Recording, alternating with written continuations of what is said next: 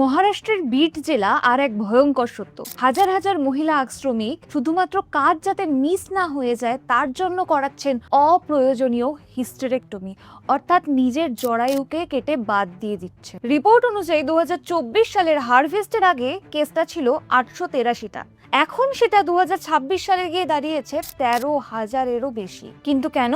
কারণ দারিদ্র আর ঋণের বোঝা। পিরিয়ডের সময় ছুটি নিলে মজুরি কাটা হয়, প্লাস জরিমানাও দিতে হয়। আপনারাই ভাবুন, এমন একটা সিস্টেম যেখানে কাজ বাঁচাতে নারীদেরকে বলা হচ্ছে যে নারী তুমি শরীর বদলাও। এমন কিছু রিপোর্টও সামনে এসেছে যেখানে 25 বছরের কম বয়সী মেয়েদের সাথে একই ঘৃণ্যমূলক কাজ করা হচ্ছে। তাদের মাতৃগর্ভকেই একেবারে নষ্ট করে দেওয়া হচ্ছে। চিনি মিষ্টি হতে পারে, কিন্তু এই মিষ্টতার পিছনে যে গল্পটা রয়েছে সেটা আরো বেশি ঘৃণ্য, আরো বেশি রক্তাক্ত। এখন আমার প্রশ্ন একটাই, যে এই আধুনিক দাসপ্রথা আর ঠিক কতদিন চলবে?